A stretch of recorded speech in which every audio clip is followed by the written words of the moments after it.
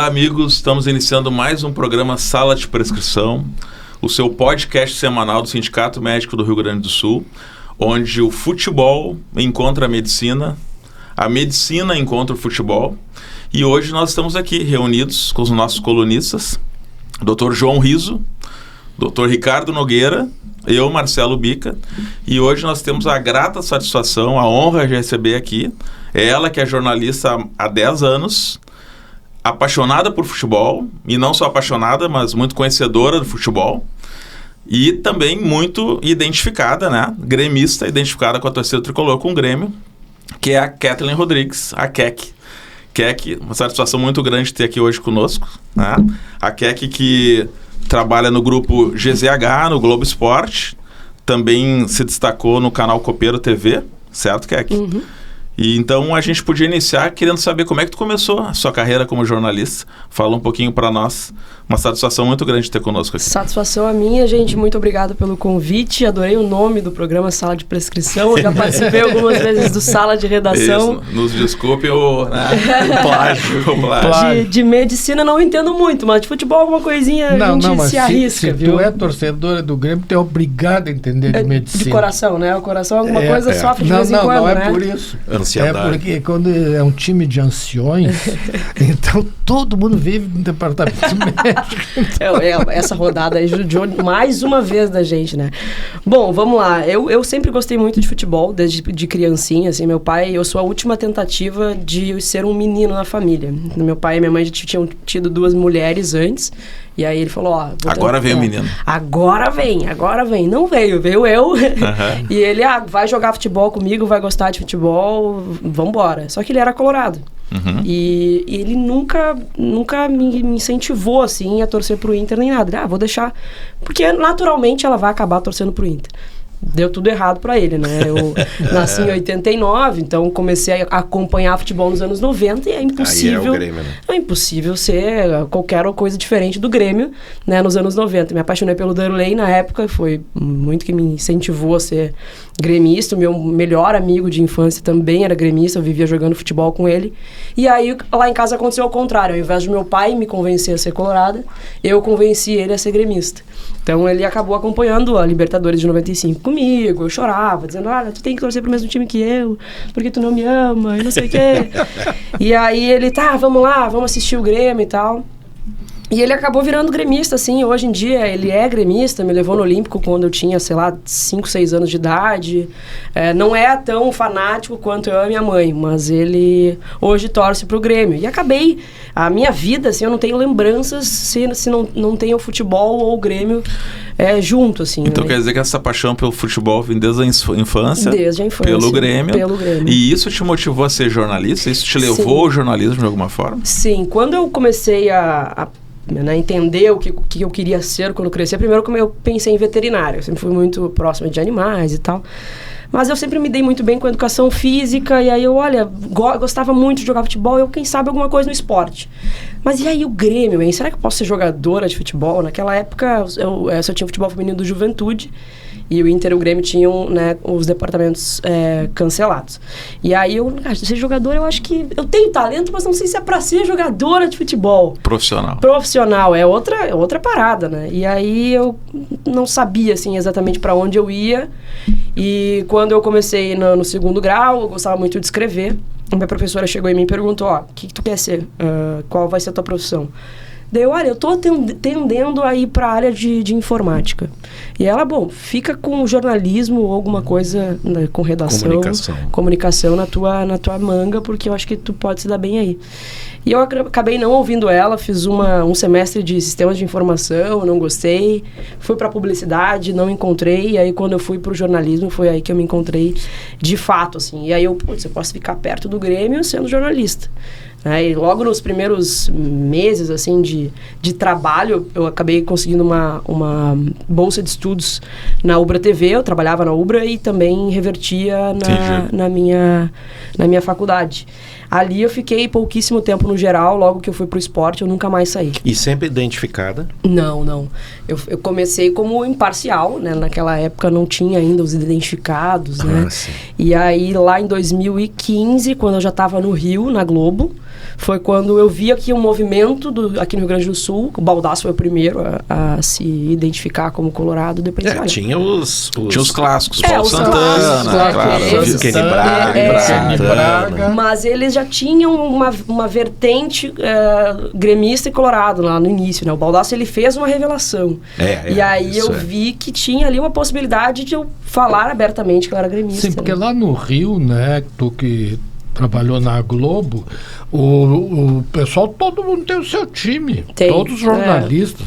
Não tem essa coisa aqui no Rio Grande do Sul que tinha esse negócio do imparcial. É mais pulverizado, né? Então, é que aqui é Maragato e Chimango.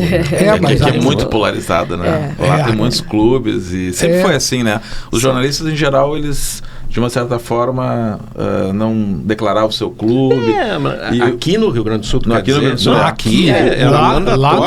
O Paulo Santana talvez foi um dos precursores, né? Assim, no sentido de associar seu nome com o clube e ainda assim... eu não sei se não tinha antes o Cid Cabral Pinheiro, né? Mas já era com Cid Pinheiro Cabral. Mas eu acho que era já com Santana. Já naquela época, assim. Esse aí tu não era nascido. Que depois veio, por exemplo, o Foguinho era dos dois lados, né? Porque era mais do Grêmio. É, mas ele também... ele era tipo um Guerrinha da vida, assim, né? Ele era muito certo na coisa, assim, e era identificado com o Grêmio, mas... a história dele... Mas ele não era o Santana. O Santana, ele não era... É que o Foguinho, além de ser Santana entrou na história como torcedor, não como jornalista. Sim, perfeito. E aí existem dois tipos, não sei se a Kek concorda comigo, mas existem dois tipos de comentaristas identificados. Os que mantêm um bom senso nas avaliações, nas críticas, né, e uma ponderação entre os dois clubes, por exemplo, no Grenal, e os que já vão para o lado, né, já da questão mais torcedor, né? Então eles ultrapassaram o limite da racionalidade, né? E hoje a gente vê muito no YouTube também, né, Kek? O YouTube permite muito isso também, né? Abriu muito o leque também. A forma de se comunicar com o torcedor, eu acho que o YouTube deu muito abriu essa porta, né? E durante a faculdade, tu concorda comigo? Concordo. E durante a faculdade tu já começa a ter um contato com o Copeiro TV, ou como é que funciona esse teu início, assim, dessa questão midiática? Assim, lá em 2007, eu criei um programa chamado Salto Alto Futebol Clube, que era um podcast, o que a gente tem hoje de videocast, né? Que as mulheres comentavam. Isso, era eu e algumas amigas que também apaixonadas por futebol, algumas gremistas, outras coloradas. Eu usava a parede do meu quarto, que era azul, de chroma key, e olha isso, em 2007, então eu me superei, assim, porque a parede era brilhosa, era uma coisa assim, não tinha microfone direito, não tinha equipamento, mas a gente colocava de qualquer maneira. E jogava na rede. Porque era uma forma também de mostrar trabalho, assim, porque naquela época eu ainda não trabalhava em veículos tradicionais, então eu precisava buscar o meu espaço.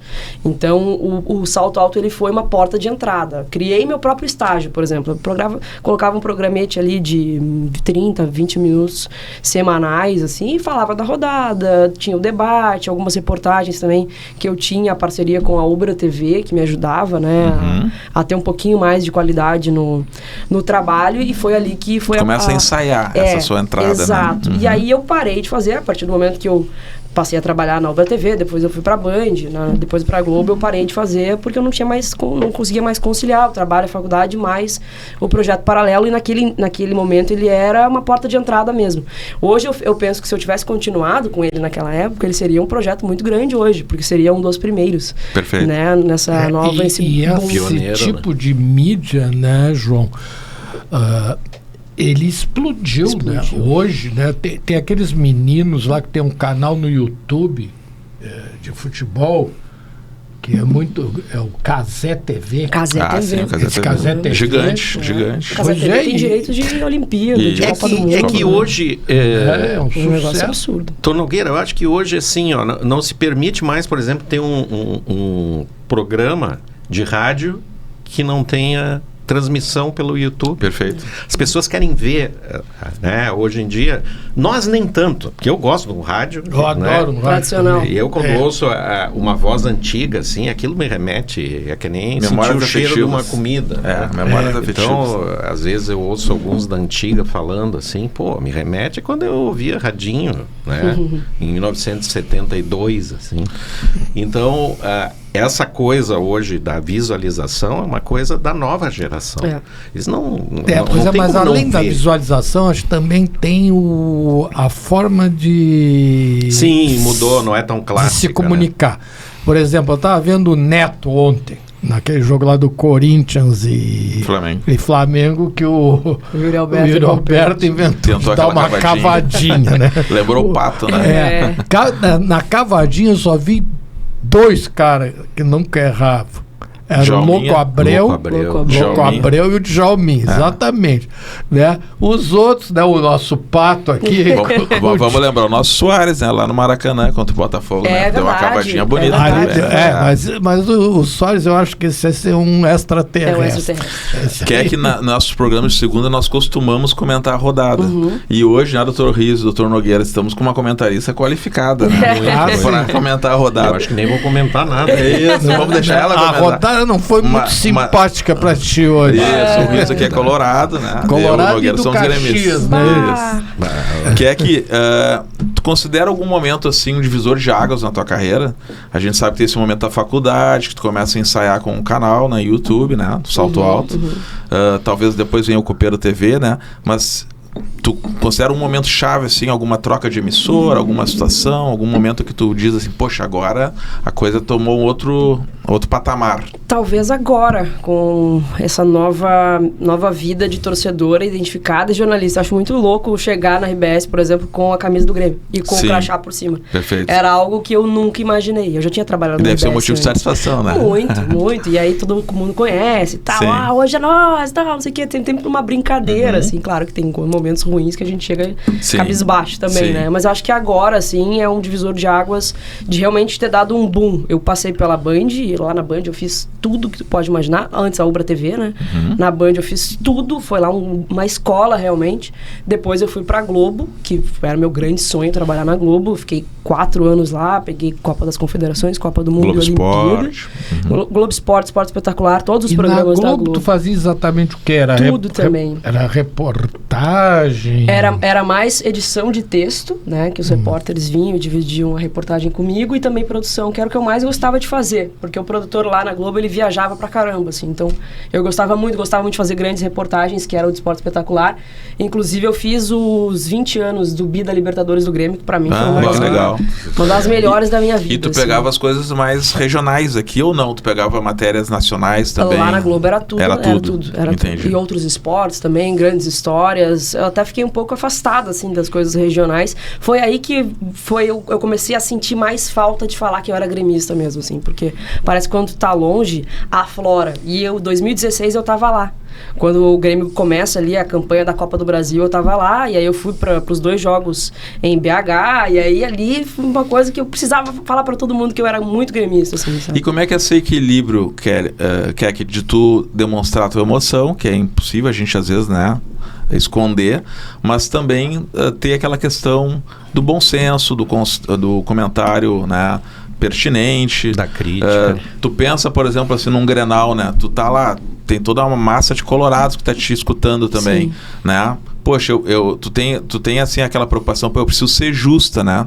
Antes de ser gremista, eu preciso ser justa no meu comentário. Como é que funciona isso, assim, no teu dia a dia? É difícil, mas pelo tempo já de profissão, eu consigo conciliar um pouco mais, assim. Tem horas que eu não consigo, tem horas que eu deixo a paixão, acaba florescendo mesmo, principalmente quando no meio do jogo, acontece alguma coisa, um erro de arbitragem, aí eu acabo perdendo as estribeiras, mas eu tenho que ter sempre um controle. É muito difícil colocar uma câmera no teu rosto logo depois que o jogo acaba, né? Quando é algo muito prejudicial ao Grêmio, ou quando o Grêmio vai muito mal, eu tenho muito medo de daqui a pouco pesar a mão, sabe? Perfeito. Porque eu tô falando pra muita gente. Claro, sim. Então Então eu tenho ali um certo controle emocional, muita terapia, por muitos anos. Perfeito. Isso ajuda. Tá, mas agora eu te ouço, e quando sempre te ouço... Doutor Ricardo é psiquiatra, viu? No meio, mas antes de ser psiquiatra, eu sou gremista.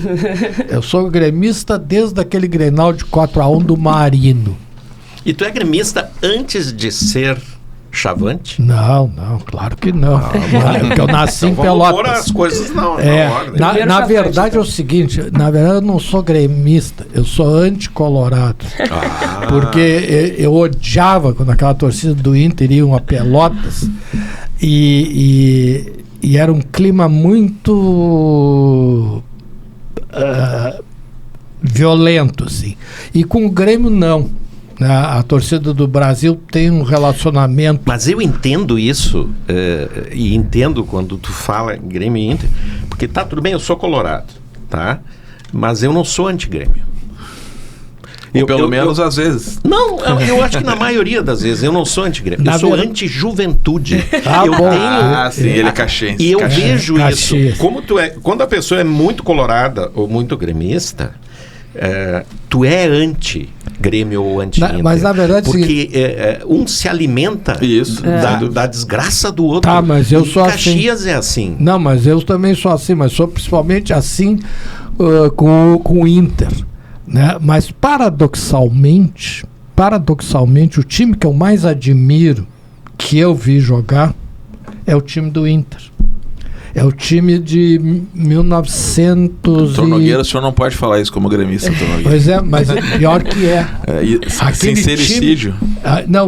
Aquele time do Inter. Eu era Falcão, eu era criancinha. Sim, Falcão, Carpegiani, Caçapá, lembra?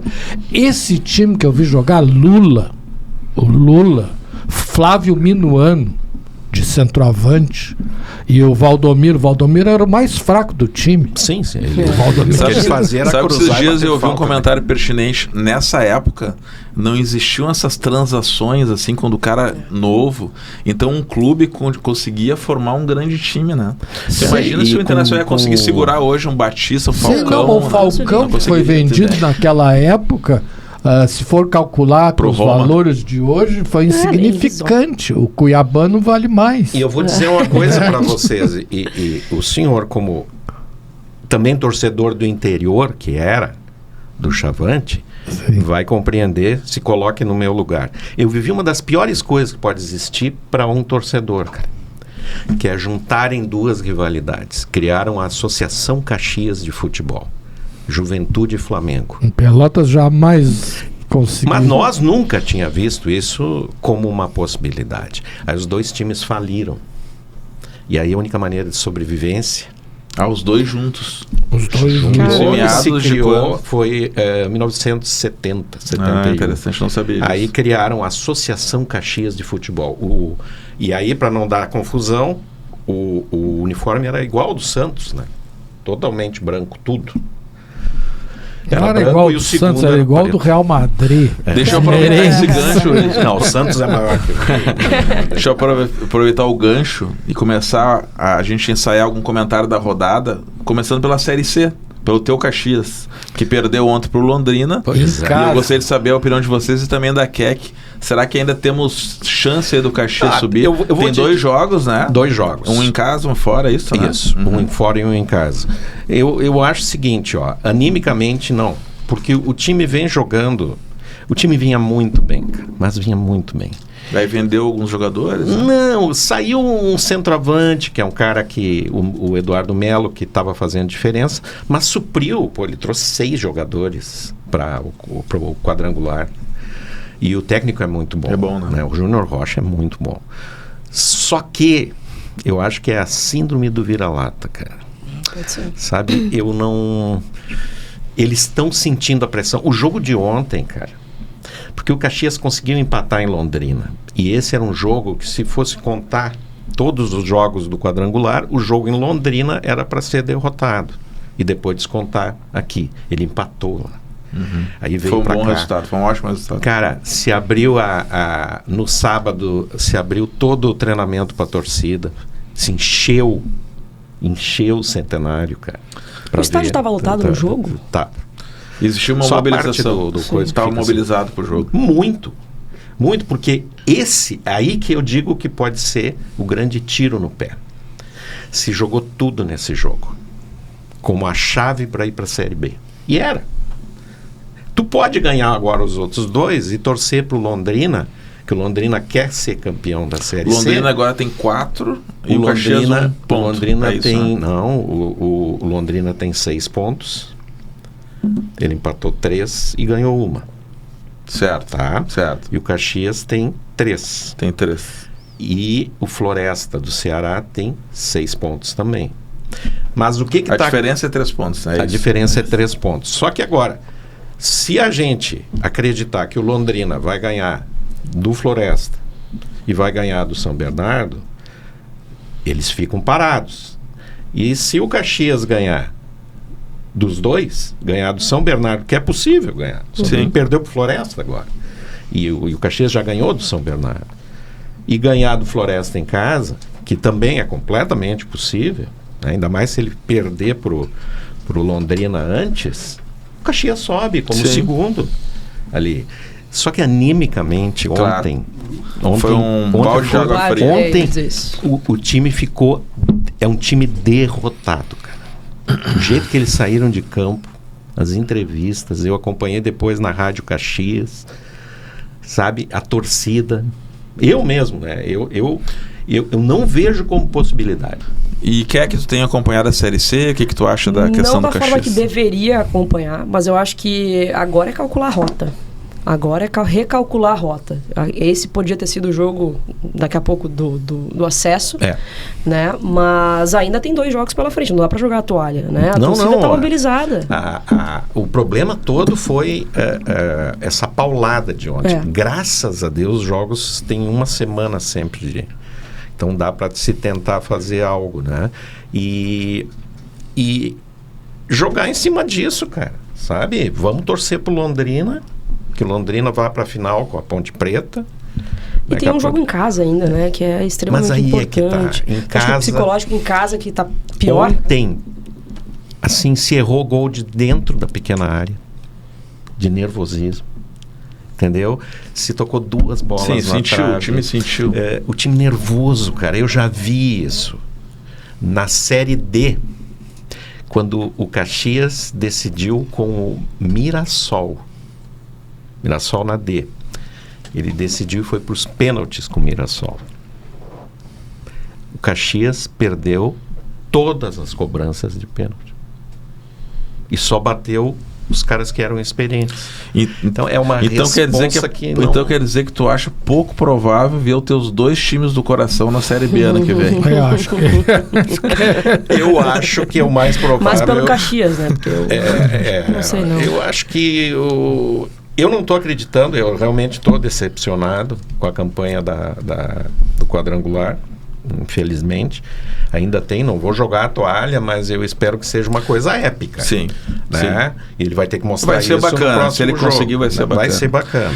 E o Internacional, hein? Sentiu o Grenal? O que tu acha? O que ocorreu com o Internacional? Na verdade, antes do Grenal já vinha mostrando sinais, né? Ainda com o Roger ali, né? Eu, sinceramente, assim, eu acho que todo mundo tem culpa nessa desmontada do Inter, né? Porque foi uma reversão de expectativa muito grande. Começa o ano, primeiro os 16 jogos de invencibilidade do ano passado, jogando bem. Começa o ano, ganha o Campeonato Gaúcho, que pra mim foi ao natural, tá? O Grêmio não disputou o Campeonato Gaúcho esse ano. Parece que nem quis disputar, né? Ao natural. E aí vai lá, tem as suas dificuldades na Libertadores, mas consegue classificar em primeiro do grupo. E aí daqui a pouco começa uma parece que desandou tudo. Mas tu não acha que tem muito a ver com a saída do Fernando? Acho que sim. Em termos técnicos. Eu acho que tudo contribui. Eu acho que a saída do Fernando, com certeza. O Roger perdeu algumas peças importantes também. O Bruno Gomes, lá no início do ano, ele já tinha perdido, daí teve que colocar o Aguirre. Porque tu sabe que eu assisto sempre o jogo do Inter lá do Coração do Gigante, assim. Então, e eu ficava cuidando o Fernando. O Fernando, ele é um técnico dentro do campo. Perfeito. Então, quando a bola estava lá na frente, ele estava aqui, ó, orientando os 2 laterais, tá? E orientando o zagueiro novo do Inter, o mais novinho, né? Que depois decaiu, que ele O Vitor Gabriel caiu muito.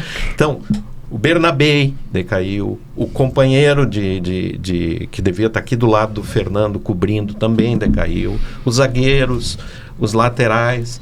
Que é o próprio Alan Patrick também. E era ele, cara, um comandante dentro de campo. Perfeito. Sabe? E era o cara que assumia que ia lá falar com o juiz, às vezes não era o Alan Patrick, era ele que estava em cima. E eu vou além, Riso, tu não acha que além da perda técnica, Keck, o fato da má administração do episódio, Fernando, aquela coisa de Goiás e tal, sem dúvida. Vocês não acham que aquilo ali também respinga, impacta no grupo, sabe? Tu sentia dentro de campo. Porque ele era um líder técnico também, né? Ele e o Alan Patrick. Era só tu olhar para ver o que ele significava dentro de campo, os jogadores. E teve uns outros problemas pessoais lá no Inter. Outra coisa que eu ouvi falar, que o direito de imagem também estava atrasado. E o que eu vejo também é o seguinte, o Valência e o Borré, que foram as maiores aquisições, o maior gasto, né? O retorno não foi tão... O Borré parece que ele desapareceu, ele está fora, né? Eu acho que a Keck tem razão. É uma série de coisas. É um contexto todo que está acontecendo aí que a gente não sabe e vamos lembrar final dessa novela. Henrique, vamos lembrar que a direção internacional também fez aquela antecipação, né, de muitos anos. Ou seja, questão, foi o all-in, né? E aquela votação que teve uma votação que foi... Das debêntures. Lá que foi, aquela aí deu um racha, um racha ao meio, assim, na direção, né? E o que eu vejo também é o seguinte, a torcida do Internacional, ela é que nem a do Grêmio, né? O Grêmio botou 41 mil pessoas. Eu estava lá ontem, ontem, né? Até eu acho que o jogo do Botafogo o pessoal não mobilizou, deixou tudo para esse jogo, né? Mas as torcidas, elas vão, a torcida vai sempre. Mas o clube não colabora. Aquele dia do Flamengo, cara, tava todo mundo mobilizado e aí me vem a chuva de prata. Eu tava lá exatamente onde caiu aquilo. Total. Aquela chuva de prata foram 22 minutos esfriou de uma jogo, né? Matou o jogo. Foi até meio vexatório, né? Porque parecia uma festa antecipada. Mas foi um erro, ver o clima na arquibancada, a gente se olhando, cara. Matou o jogo. Com vergonha, cara, daquilo e dizendo, cara, e como é que vai jogar desse jeito? Nós olhando os caras do Flamengo, cara. Sim, a torcida queria era jogo. O jogo ia ser um grande jogo. Ruas de fogo. Eles mobilizaram. Uma mobilização. Tudo, né? Tinha sido feito tudo certo até lá. O Grêmio, o que a gente está vendo com o Grêmio, o fato, primeiro, a compra da Arena. Eu acho que isso deu para, vamos dizer assim, amor próprio, autoestima, né, do gremista agora. Era um problema crônico. Porque a gente tinha que aguentar essa flauta. Era um problema antigo, né? Era braba, né? Do aluguel. Do aluguel e tal. E um cara que chegou lá, junto com o Celso Rigo, o Marcelo Marques. Na verdade, ele chegou sozinho, né? Hein? Na Arena ele chegou sozinho. Chegou o Celso sozinho, Rigo tá né? junto no... Mas o Celso Rigo já vem colaborando. Claro, o que a gente não vê isso no lado colorado. Né, assim, ele resolveu um problemão pra gente ali, né? Isso, então a torcida ficou mobilizada. E tu que fica ali, sempre que eu te ouço, tu tá no meio da torcida. Me conta isso. O que é... sentimento. Explica pra nós o que é isso. É uma loucura, porque depende muito de como o time se comporta em campo. Né? Às vezes eu sou um para-raio de desabafo. Né? Muita gente me encontra, principalmente quando estava ainda essa questão da arena, muita gente vinha me reclamar. Tô sendo maltratado, tem fila não sei aonde, a arena é um absurdo, né? Quando o time não colabora, então, aí eu ouço, mas assim, de tudo quanto é coisa, mas as pessoas tentando desabafar, tentando conversar, o que tá acontecendo? Eu também não sei o que tá acontecendo. E o interessante é que o comportamento da torcida, né, que não sei se vai concordar, Riso, Nogueira, ela fica mais irritada, a gente, por exemplo, como torcedor, quando o time parece que não está mostrando empenho, esforço. Sim. Porque às vezes a gente pode até estar perdendo o jogo, mas o time está lá brigando, né? A torcida está... Agora, quando tu vê que o cara está caminhando... Assim, mas sabe qual é o problema do Grêmio? Mas acho que no Grêmio é pior. Às vezes até esforço tem. Agora que a gente achou que ia ter qualidade, a turma foi tudo pro departamento. Um azar, né? Não, agora eu também. tava vendo isso ontem com um amigo, cara. O que é isso, cara? Perder muito o azar. Balbuena, velho. Muito azar. Que tava jogando, Isso. cara. Vila Sante, Vila Sante, Balbuena, Balbuena, Carlos Vinícius, O William. o William agora, Sabe. O Bright White. O Marcos Rocha, né? Não, ele saiu, mas acho que não... mas não chegou a machucar. tá só... O João Pedro também ainda estava machucado. O João Pedro, segunda lesão grave. Mas agora é uma coisa... E se tu for ver, assim, não dá para fazer um diagnóstico, assim, que às vezes tu pensa, o departamento médico... Não, são lesões... Não, o cara quebrar o dedo não tem nada a ver. Isso, um pisão. o Monsalve, né? O Monsalve também estava fora. Aí tu imagina todo esse pessoal à disposição, cara. Sim. Entrosado. Imagina com o Mano conseguindo ter não, repertório. O William, né? O William deu uma sobrevida no meio campo do Grêmio ali. A qualidade. É uma qualidade diferenciada, né? É outra matada, visão de jogo. No Grenal eu fiquei assim, não, meu Deus, ele faz jogar. Como ele vira o jogo fácil, né? Parece que ele tá tocando Sim, é com a fácil mão. jogar. Parece que toca com a mão. Não, e o que cresceu o lateral esquerdo do Grêmio com ele. Claro, ele facilita. Nós falamos antes... É o cara que mais está sentindo a saída dele. O Marlon. Nós falamos em antecipação de receitas, né? E essa semana tem uma pauta aí que é a questão do Flamengo em relação à Liga. Sim. Queria saber a opinião da Keck de vocês. O Flamengo entrou numa disputa ali, querendo renegociar, parcela, enfim. Flamengo sendo Flamengo, né? Infelizmente. A arrogância, assim, né? Por muitas vezes a gente, vamos entrar num negócio que o Flamengo está, porque teoricamente é algo mais forte. Mas acaba tendo a atitude de Flamengo, vira a mesa. Eu achei um absurdo. Os clubes estavam para receber o dinheiro da receita na sexta-feira. O Grêmio já tinha antecipado isso, né? Então, pode ser que tenha aí banco cobrando juros, inclusive, né? Porque o Grêmio tem que devolver essa grana. O Vitória era um dinheiro de mais ou menos 6 milhões de reais, que faz toda a diferença para um clube do tamanho do Vitória. Perfeito. Então, eu acho um absurdo. Eu acho que os clubes têm que se unir, porque se já está acordado, está acordado. Mudou a presidência, não interessa. É a Flamengo instituição que assinou, né? Tá tudo acordado já. Vocês que decidam entre vocês. E aí, numa próxima negociação, enfim, prevalece ali a vontade do atual presidente. Mas muito lamentável essa situação, né? Alguns clubes, inclusive, falaram em sair da Liga e ir para a Liga Forte, né? Enfim, que é o que está o Internacional, né? Por causa dessa situação de... deixa o Flamengo disputar sozinho, né? Porque é aquela coisa, não adianta eles serem o que eles são, né? A gente sabe que eles são a potência, até em termos de futebol propriamente dito, né? A qualidade, apesar que eu acho que o time do Flamengo ele não se renovou como o Palmeiras está se renovando, né? Eu estou vendo que o time do Flamengo mantém uma média de idade já Arrascaeta, mais experiente, o Bruno Henrique, que são craques. Arrascaeta acho que é craque aqui, mais nenhum lugar joga, né? Na Europa os caras levantam. É muito jogador. Aqui. Joga muito, né? Joga muito. Joga muito. Quer que o Internacional, voltando ao Inter, tu acha que o Ramon Dias e seu filho, né, vão ter condições aí de juntar os cacos, tal, reestruturar, dar uma autoestima, um ânimo pro time para chegar, se afastar, né, que seja, né, Riso? Se afastar dessa situação incômoda entre ele e o Zubeldia, que eram os dois principais ali que o Inter estava conversando, negociando, eu prefiro o Ramon Dias. Pela situação do Inter, por onde está e pelo que vai brigar até o final do campeonato, né? É um treinador que já virou quase que emergente em situações complicadas. Sim, já passou por coisas piores do que o Inter está passando. Salvou o Vasco, salvou o Corinthians, né? Mas a gente tem que lembrar que o Corinthians agregou qualidade na janela do meio do ano para que ele pudesse dar aquela arrancada de sair da zona de rebaixamento e colocar na Libertadores. Eu levo em consideração o Vasco. Isso. Que o Vasco é uma causa perdida, né? Há muito tempo. Sim, né? Mas o Vasco agora tem um guri lá que é um craque. Mas espera para ver, porque o Vasco o Vasco é uma entidade, cara. Sabe, quando as coisas vão bem, depois elas vão muito. O Vasco é uma coisa inexplicável. É impressionante. E o Vasco tem uma política de clube muito complicada, muito densa lá, né? Não, essa gente acha que aqui é complicado. Não, e nem as empresas que foram para lá, as SAFs lá do Vasco deram certo, né? Aquilo que a gente dizia, tem coisas que só acontecem com o Botafogo, agora tá virando pro Vasco, né? Tem coisas que só acontecem com o Vasco.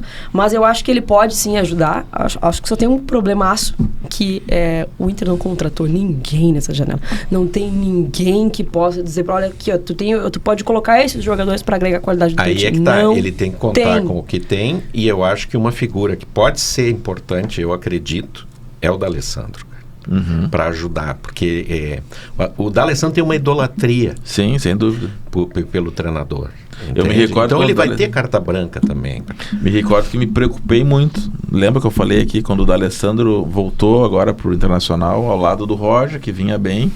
Estavam fazendo ali, ensaiando uma dupla que, né? Ele ficou muito tempo sem perder. E eu acho que ali talvez também, por uma declaração que o D'Alessandro deu, assim, sobre a função dele, que ele falou não falando, numa entrevista, eu acho que tinha coisa aí com o Roger também. Um bico. De relacionamento. Alguma agora, coisa de não posso me intrometer ali. Agora o problema do Roger é que o Roger é Roger. Ele é fiel a ele próprio, né? Então ele dá aquela arrancada, né? Ele começa muito bem, né? Todos os clubes que ele começa, ele entende futebol. E no Inter, ele é um bom treinador. A saída dele, ele deu uma ajeitada no Inter. Não, mas dá esse arranque. Não sei se o pessoal cansa da conversa. Eu acho que cansa. Deve ter alguma coisa ali. Mas eu acho que assim, não querendo defender o Roger. Não querendo defender o Roger, porque eu fiquei bem magoada com ele, com essa escolha que fez, né? De ter ido pro Inter. Mas... E desculpa até te interromper, que eu acho que mais que a escolha é o comportamento dele, né? Contra o Grêmio principalmente. Assim, de comemorar contra o Grêmio. Assim, Tem uma mágoa ali. Ele saiu dizendo que mas o Grêmio é que fez tudo, né? Ele tem o nome da calçada da fama, né? Ele é sócio do Grêmio. E hoje ele é o que ele é por causa do Grêmio, né? Ele não pode... Verdade, né? Exatamente. Então, por mais que eu tenha essa mágoa com o Roger, eu acho que o trabalho, ele definhou muito mais por culpa da direção do que o Roger. Porque não contrataram ninguém.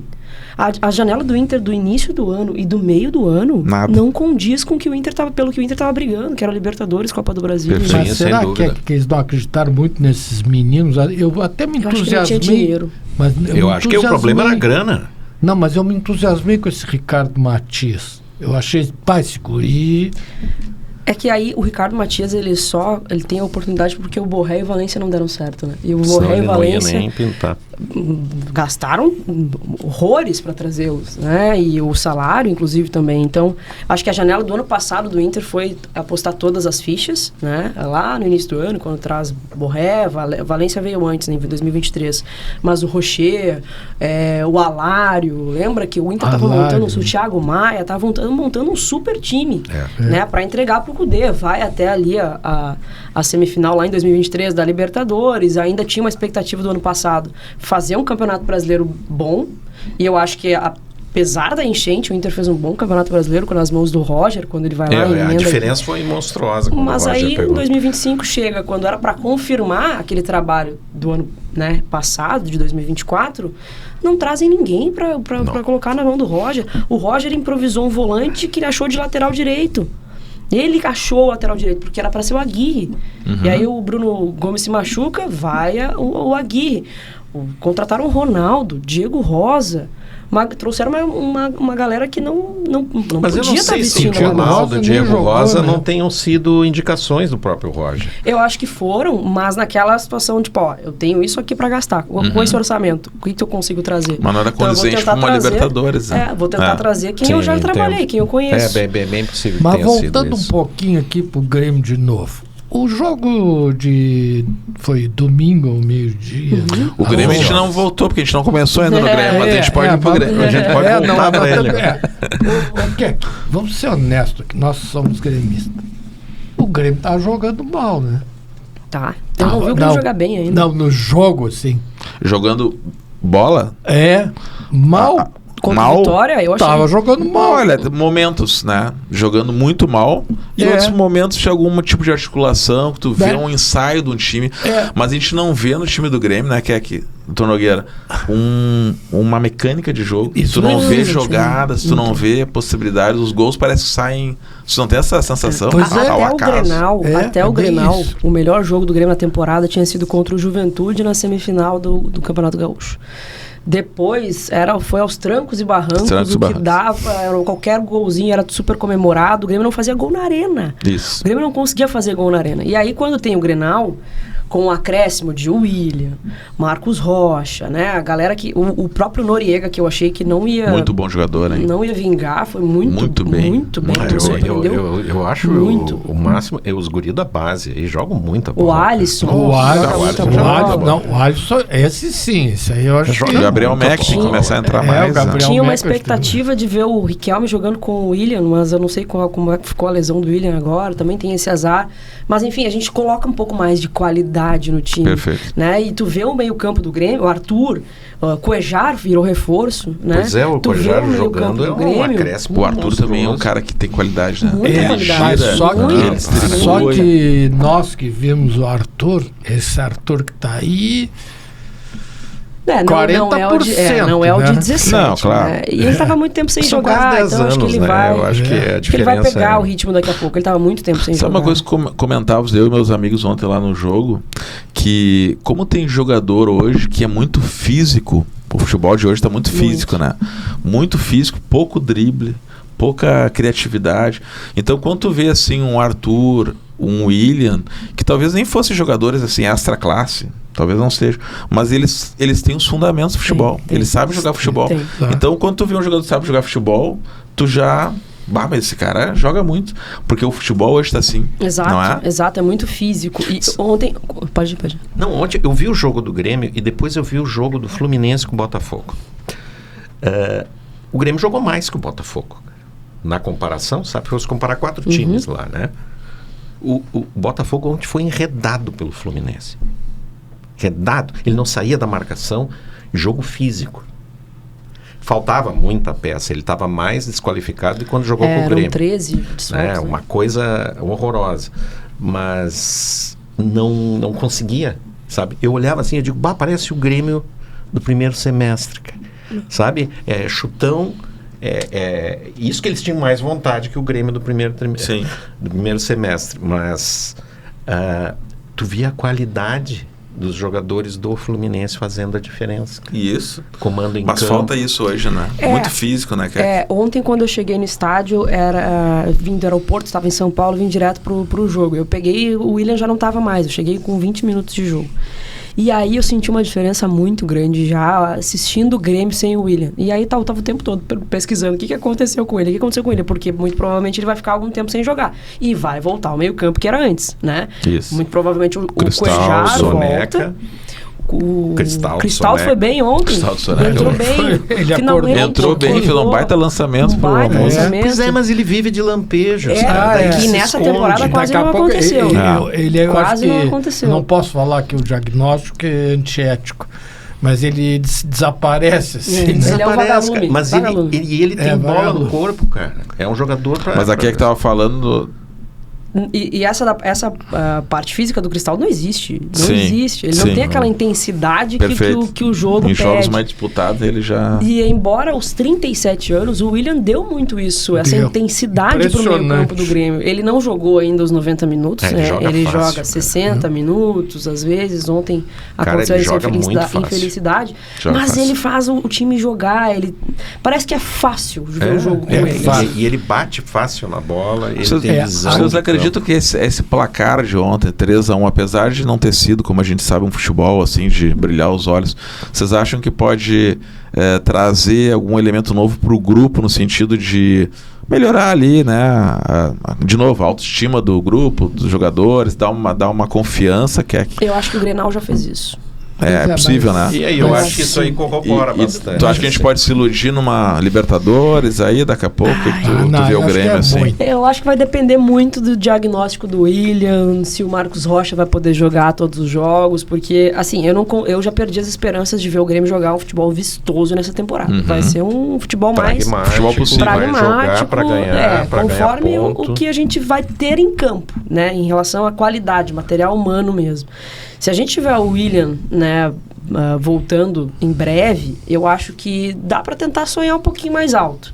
Acho que não é mais para falar em rebaixamento, né? O Grêmio abriu acho aí que não, acho que agora disparou. 10 pontos, né? 10 pontos da zona. Está em oitavo, ficou em oitavo? Décimo, tá. com o final Mas da rodada. agora eu quero te fazer uma pergunta bem objetiva. Eu acho que aí também falta um pouco treinador, mão de treinador. Eu acho que o Mano Menezes foi um grande treinador, chegou à seleção brasileira e está na decadência, né? Isso é óbvio, né? Como é que tu me explica nesse campeonato brasileiro o Mirassol? Me explica o Mirassol.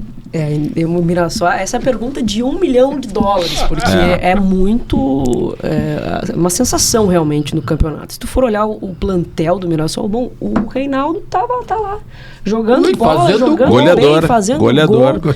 Eu acho que explica muito o fato de não ter pressão. Perfeito. Ajuda muito. E tem um joga cara, leve, né? Mas sabe que tem um cara, eu vi uma entrevista do Mirassol, mas parece que não é o treinador o grande cara. Tem um administrador, tá? Um cara que é tipo o CEO, ele manda em tudo lá dentro, né? E ele cuida de cada detalhe. Ele cuida se tu tem água para beber no vestiário, ele cuida se o uniforme tá direitinho. Interessante, você pode fazer diferença. E o cara, ele é detalhista demais. Quem falou isso numa entrevista foi o Paulinho, aquele que era do Corinthians, que tá lá, né? Que tá no administrativo lá também. E ele disse, esse é o cara. Agora, tu acha que dá uma aglutinada, uma gestão. Trazendo isso pra dupla Grenal, tendo um cara assim, tu acha que ele ia conseguir trabalhar? Não, de jeito nenhum. Tem a torcida de jeito nenhum. Então, não pode ter pressão, tem que ter uma direção que seja voltada para o time, né? Não para o seu ego e para a sua política, né?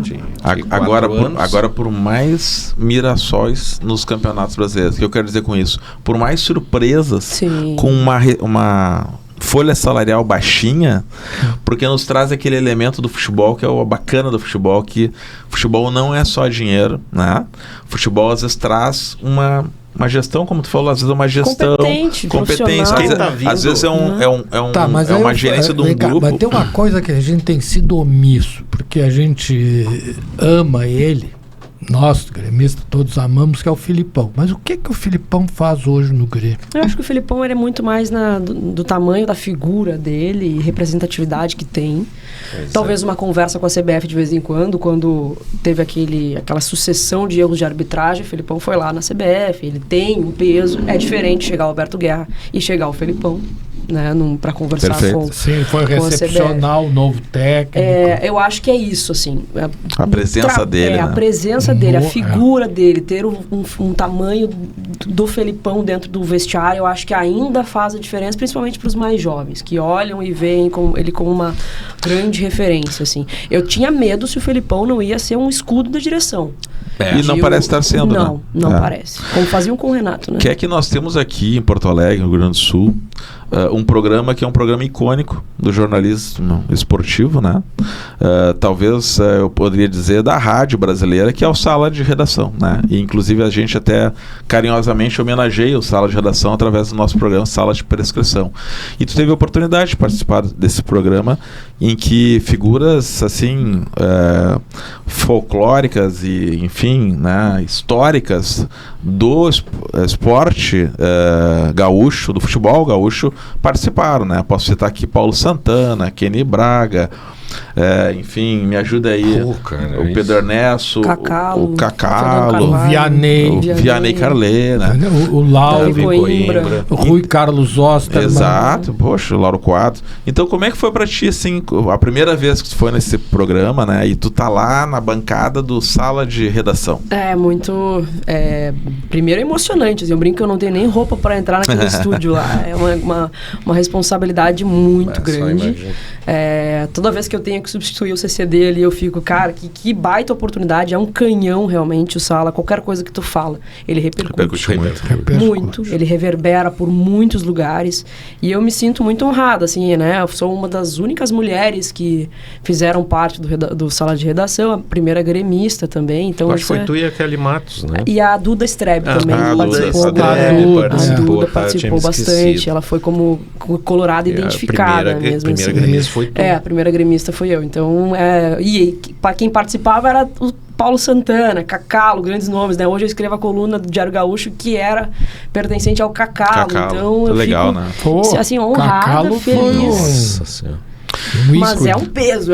Te confesso que cada vez que entra naquele estúdio... Sabia que o Cacalo, eu como conselheiro lá no nosso grupo, a gente que indicou o nome do Cacalo para a Calçada da Fama. Ah, que legal. E foi o primeiro dirigente a ser indicado para a Calçada da Fama. A gente quebrou um paradigma ali que era só jogadores de técnico. Luiz Carlos Silveira Martins. Grande cara.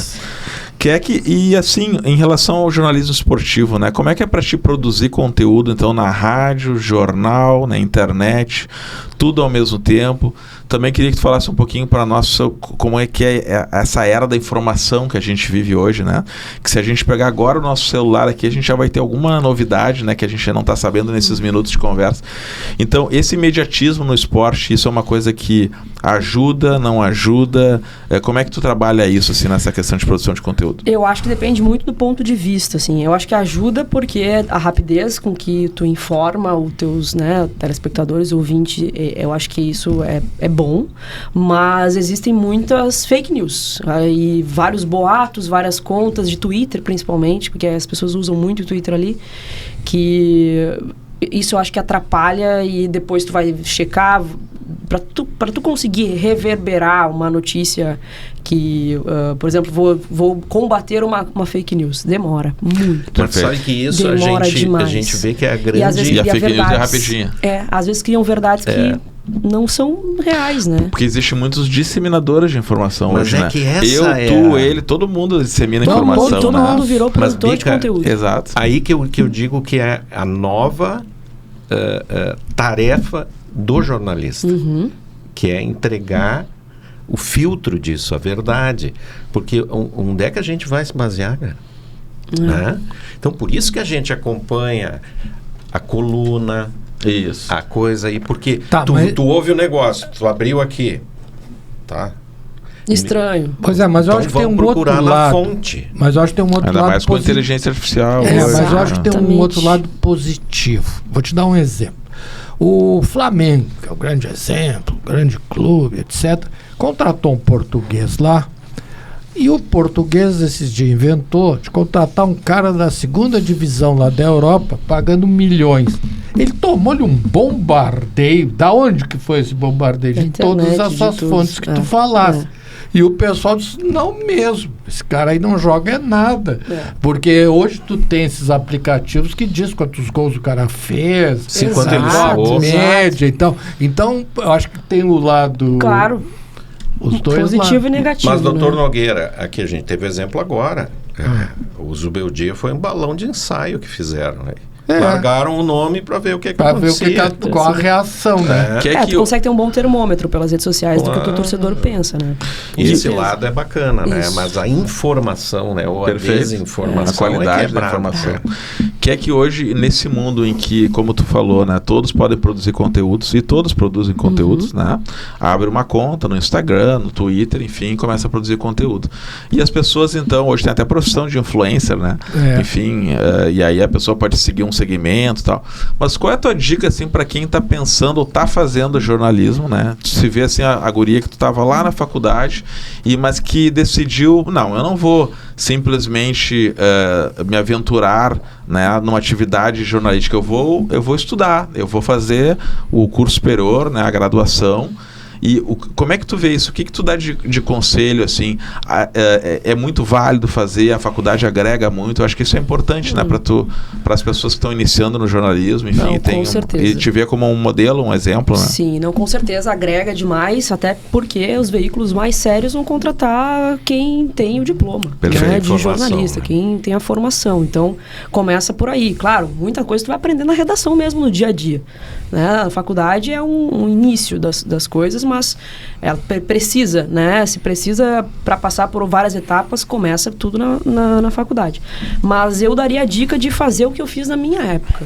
E hoje a gente tem muito mais recurso para isso, né? Hoje tem o Twitter, que tu pode escrever textos, tem o YouTube, que tu pode produzir conteúdo em audiovisual, tem os podcasts, que tu também consegue fazer e lançar em plataformas de Spotify, Deezer, essas coisas. Tem live para fazer ao vivo. Então, a qualidade das câmeras, a banda da internet, tudo favorece, tudo né? favorece. Pois o celular mas é maravilhoso. apesar de todos esses modernismos, eu e o João, que somos apaixonados pela lata, a latinha, a Arádia, quem ama, eu amo a Arádia. Tá bom. É porque a Arádia é o seguinte, tu imagina, entendeu? Por exemplo, eu nunca tinha te visto pessoalmente em imagem nenhuma, mas eu te ouço. Sim. E eu sinto, A voz já é familiar, né? já é e outra coisa, por exemplo, eu também participo muito aqui e em outras rádios, e às vezes eu chego num lugar, assim, num balcão de uma loja, eu acho isso fascinante, ou num Uber. Que eles se identificam pela voz. E a pessoa diz assim, mas eu lhe conheço. Ah, que legal. Mas tu então... Que legal, que legal. Tu então deve ser uma coisa de louco. E outro fato também, eu vejo que no rádio hoje, com exceção daqueles ícones, tem uma alta rotatividade de profissionais. E esses profissionais vão para onde? Eles criam seus blogs, né? E estão se dando muito bem. Então é o assado do Duda, o Bagé parece que também Sim, tem. também. O esse do Bom de bola, né? o esse bom de que bola. tu falou. Debate Raiz também. Debate Raiz. Debate Raiz, Debate esse Raiz. famoso. O primeiro que tu falou, o Colorado lá, o Baldaço. Acho que foi o pioneiro, Sim. né? E eles têm uma audiência. É um absurdo, absurda. Enorme. E às vezes até maior do que muitas rádios. Veículos mesmo, né? Agora a rádio tem um charme, né? Não, a rádio Não, tem umas charme, coisas assim, por exemplo, uma coisa que sempre me marcou desde criança eram os plantões esportivos.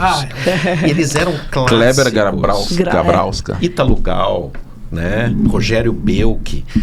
E eles tinham um padrão, cara, de entregar a coisa. Não, e na Gaúcha tinha um famoso. Parará. Quando eu ouço aquilo, E cara, era o que eu tô a gente indo tinha. lá pra minha infância. Não, e era cara. o que a gente tinha. Não, e tu te lembra não existia do- internet, na Gaúcha não existia tinha outras um fontes. Cara, Era porque espetacular. eu não sei como é que eles faziam. Lá em até gostaria Pelotas, de na saber. Rádio Universidade, tinha o As Dinei rádios- Avelar. Rádio escuta, né? Rádio Ficava escuta. lá, eles levavam uma gurizada, Não, ficava eles tinham todo mundo uns rádios, jogo lá. ouviam o Hoje- campeonato da Hoje Rússia. tu abre o computador, cara. Hoje é muito mais fácil. Imagina, naquela época. Naquela época como é que tu faria tinha que pra fazer fazer a rádio rodada? escuta. Tu pegava a gurizada, eles ficavam ali, ó, com o radinho no coisa. Ó, deu gol lá. Exato. Gol! Aí, aonde Antônio Augusto? Aliás, Aí era o Antônio Augusto. Pra ver esse gol só no Globo Esporte do dia seguinte. É verdade. isso Não, aí. e a gente esperava no cinema o Canal 100. Canal O 100. Canal verdade, 100. é A maravilhoso. gente já enlouquecia. Aliás, eu com mandar um abraço aqui pro Baldaço, pro JB, que são meus pacientes, e eles vivem falando isso, ficam brincando, porque eu sou urologista, entendeu? Sim. Então lá no debate raiz eles ficam, já foi lá. O Baldaço fala, pô, faço exame de próstata com um gremista, conselheiro. Eles brincam, então um abraço pra eles. Que é que a gente tá encerrando, né? A gente gostaria muito de te agradecer a Eu presença. Antes de encerrar, eu queria te fazer uma última pergunta aqui. Em relação aos teus planos futuros, assim, profissionais, né? O que tu sonha, assim, em termos de projeção profissional? O que tu imagina? Tu já tem uma carreira linda, né? Profissional. Mas tu ainda é muito nova e tem muita coisa pela frente, né? Então, fala um pouquinho para nós assim, sobre teus planos futuros, profissionais e pessoais também, por que não? Profissional, eu quero cada vez mais conquistar espaços, né? Seja na mídia tradicional ou nos meus canais de internet mesmo ali. A gente tem uma galera que já acompanha, né? E é muito legal o reconhecimento que se tem, principalmente na arena. E em lugares assim que a gente nem imagina. Às vezes outro dia eu fui tirar férias, fui para Orlando e uma pessoa veio falar comigo lá em Orlando, assim, sabe? Legal, isso é muito legal, eu sou Isso gremista. A gente tem um consulado aqui em Orlando do Grêmio, a gente ouve direto, porque também tem isso do gaúcho de acompanhar as coisas que são daqui, né? O gaúcho que ele tá fora, ele acompanha a Rádio Gaúcha, né? Ele continua acompanhando os conteúdos aqui e isso é muito legal. Então é conquistar cada vez mais espaços, né, de relevância na mídia tradicional, mas eu quero muito continuar produzindo conteúdos especiais de Grêmio, que nem aquilo que eu fiz da Libertadores de 2020, de 1995. De 95, que a gente fez os 20 anos, agora eu fiz de novo dos 30. E essas coisas me emocionam muito, assim, e na sabe? escrita também, livro. Livro, eu quero continuar muito com a minha coluna, né? No Diário Gaúcho, que eu adoro escrever, eu tenho Talvez possa se tornar um livro. Pode mesmo. Eu acho que é daqui muitos anos para que acumule mais histórias ainda. Eu me considero ainda muito jovem na profissão, assim. Porque eu considero que é assim, a mesma coisa que o rádio, o livro, cara. Sim, Sabe? Eu leio livros antigos. E tem que ser livro físico mesmo, não livro físico, né? Então, eu acho que isso é uma marca, assim, né? Do jornalista. Isso está se lendo muito pouco hoje, né? Muito menos. Pouco, né? Por causa da internet. Ano que vem já dá para fazer os 10 anos da Copa do Brasil, do pentacampeonato, Exatamente. Agora em novembro também tem o da Batalha dos Aflitos, isso, né? 20 perfeito, 20 anos. Isso aí que tu falou, aquele do gol do Baltazar lá do Morumbi? Não, eu falei dos 10 anos da Copa do Brasil, do pentacampeonato. Isso, de 16. Do Pedro Júnior e aquela do Baltazar. Que lá é 81. Isso aí faz... ano que vem é 35 ou 45 anos. 45 anos. Essa história, eu sou psiquiatra. Também já eu sou psiquiatra e sempre conto meus pacientes quando eles estão com desesperança, que o Baltazar na final era com o São Paulo, né, Marcelo? Uhum. E ele errou um pênalti aqui no Olímpico. E aí o pessoal disse, agora acabou. Jogar com esse baita time do São Paulo, só pode um baita time. Lá no Morumbi. Valdir Pérez, acho no gol, né? Aí ele diz assim, calma, Deus está reservando algo melhor para mim. Para mim. Aí o cara, para, você é papo. E fez aquele golaço na entrada. Papo teu de pastor, né? Porque ele era pastor, e ele disse, é porque eu confio em Deus. E foi lá e fez aquele gol. É o artilheiro. Olha, imagina se o Baltazar perdendo pênalti na era de hoje. Na internet. Isso. Imagina se tivesse isso em 81. Vocês imaginam, não era a final, mas vocês imaginam o que está passando hoje Yuri Alberto. Sim, ele chorava feito... Ele é um massacre das redes sociais. Não, mas vem cá, agora eu vi onde... Nós vamos precisar encerrar, Nogueira, as considerações finais, por favor. Não, mas esse é um outro modo de fazer rádio. Eu vi ontem as declarações do Neto. Olha, mas pior, eu não gosto do Neto. Mas eu tive que rir muito, porque ele falou de um jeito tão sincero e honesto. Vocês imaginam o que ele falou. Uma atrás da outra. Eu não jogo mais. Não, mas não, isso aí foi elogio. Né? E o pobre do guri, ele estava sem jogar, o Yuri Alberto, ele chorava compulsivamente. Né? Mas fez um golaço depois. Fez um golaço. Perdeu na cara do gol e depois fez um gol. E a cavadinha, né? Cavadinha não tem. O que é que eu quero dizer assim? Como gremista, a gente tem uma identificação contigo, tu sabe o que é, né? Só quem é gremista sabe. Sei. Né? Então, que na verdade eu queria estar lá onde tu tá. Ali no meio, da galera. Ali da galera e sendo essa porta-voz daquele sentimento. Porque o problema é o seguinte, a gente sofre, cara. Quando o Grêmio perde, e ultimamente não tem perdido pouco, eu me deprimo. O Grêmio ganhou ontem, a gente vive uma semana leve, né? Tranquilo, até o próximo jogo agora. Exato. Pô, daí a gente ganha o Grenal, eu comecei a semana leve, daqui a pouco o Marcelo Marcos desiste da candidatura e eu, meu Deus, o que tá acontecendo? Não, logo um dia depois eu queria matar esse cara. Doutor Nogueira, muito obrigado pela participação do Doutor Riso. Considerações finais. Bom, primeiro, dizer que é uma satisfação estar aqui dividindo a mesa, literalmente dividindo a mesa contigo. E dizer, claro, como eu não sou antigremista, né? Eu só te peço que não elogie o Juventude. Só faça isso. Esperamos bem que ele vá da B para C, da C para D e depois suma no universo, mas isso é quase impossível. Mas eu só queria fazer uma chamada legal para os nossos colegas. Quarteto. Que é o Quarteto. O Quarteto é um grupo musical que já tem mais de 20 anos aqui no Rio Grande do Sul. Ele é um música instrumental gaúcha, jazz, com uma pegada portenha gaúcha. Hilton Vacari, Ricardo Arenhaut. Eles estão agora, me desculpe, mas eu não me lembro agora, porque trocaram o acordeon, o gaiteiro. E o meu irmão, Júlio Riso, que toca trombone. Então é uma mistura não sabia. Muito diferente. Eles são muito famosos na Alemanha, por incrível que pareça. Né? Eles têm eles vão quase todo ano para a Alemanha. E aqui eles já têm vários CDs e tal. Conhecias que é aqui? Não conhecia. É um quarteto instrumental de música gauchesca, é bem bacana. Já ganhou vários prêmios aí pelo Brasil. E eles estão agora num circuito do Sesc, que foram várias cidades que eles passaram com esse show deles. E eles encerram esse circuito do Sesc no Teatro da Associação Médica do Rio Grande do Sul, Henriques, no dia 7 de outubro, terça que vem. É gratuito, só chegar a partir das 20 horas. O show do Quarteto é um grupo espetacular. O show deles já ganhou prêmio Açorianos de show, né? Sim. Não só fica a dica, grande Hilton Vacari. E aí estão todos convidados, não precisa comprar ingresso, é só chegar na hora lá. Muito bom. Tá? E vão estar com um bom presente, é uma terça-feira, vai tranquilo. O lugar, Henriques é legal porque, cara, que lugar bom para estacionar, né? Para te chegar. É muito tranquilo. Então aí na Ipiranga tá todo mundo convidado para coisa. Perfeito. Muito obrigado a vocês. Obrigado, Riso. Por dar essa oportunidade. Que é aqui, muito obrigado. Foi uma honra, uma satisfação, uma alegria de ter aqui conosco. Obrigado pela tua gentileza, né? Por estar aqui. Tu, além de ser uma excelente profissional, é uma pessoa que a gente conheceu hoje um pouco melhor, é uma pessoa muito querida, né? A tua simplicidade, então parabéns, né?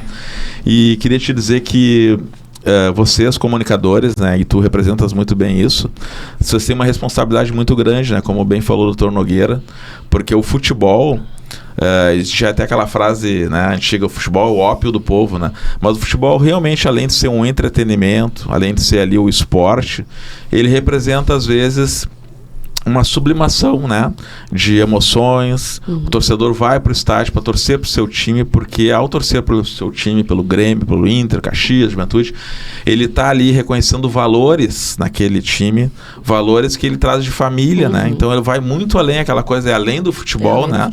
Então, assim, vocês como comunicadores têm um papel muito importante nisso, de transmitir para a sociedade esse sentimento, a emoção e as informações do dia a dia dos clubes. Então, queríamos te agradecer, muito obrigado pela presença e fica contigo as últimas palavras aí, Kaki. Eu que agradeço pelo convite, adorei o papo leve, tranquilo, que bom que o Grêmio ganhou ontem, que aí fica melhor ainda, mais aliviada. E contem comigo, pessoal, sucesso para vocês na carreira profissional, também no programa, contem comigo sempre, tá? Estou sempre à disposição de vocês. E nós temos uma pequena lembrança aqui do Sindicato Médico do Rio Grande do Sul pela tua participação. Muito obrigado, Muito obrigada, eu que agradeço. Para te começar o teu livro. Olha aí, ó, daqui uns 10 anos mais ou menos.